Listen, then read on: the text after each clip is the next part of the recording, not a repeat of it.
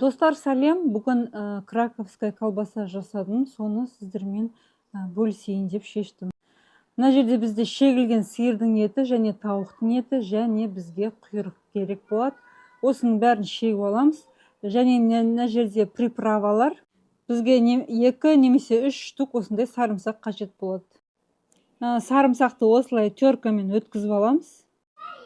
Жаңағы приправалардың барлығын салып, жақсылап араластырамыз. Және айта кететін жайт, краковская колбаса құрғақ болып қалмас үшін біз су құйып аламыз. 50 мл су жетеді.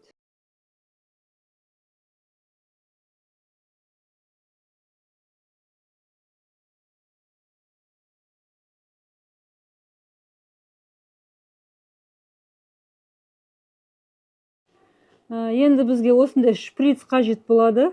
Осы шприцтің ішіне жаңағы дайындаған фаршымыздың барлығын саламыз. Бізге оболочкаға мынау қойдың бүйені қажет болады. Жаңағы дайын етімізді осы қойдың бүйеніне саламыз шприцтің көмегімен. Видеода бәрі толық көрсетілген.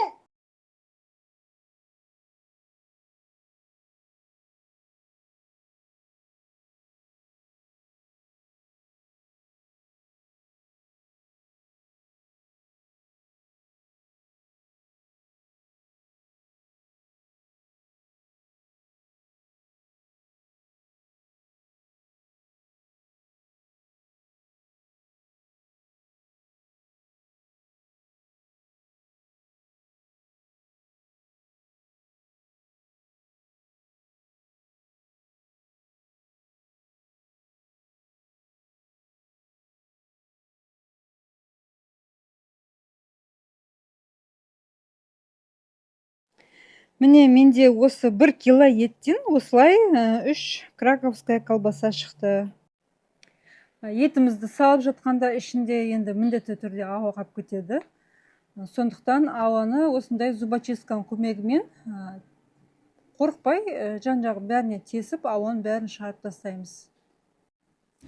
Енді етті ішіне салып болған соң, біз холодильникке 5-6 сағатқа жібереміз, немесе 1 түнге жібереміз. Міне біздің краковская колбасамыз дайын болды. Магазиннен қарағанда қолдың колбасасына әрине ештеңе жетпейді. Сіздер де міндетті түрде жасап көріңіздер, каналыма тіркеліп кетіңіздер. Астарыңыз дәмді болсын, сау болыңыздар.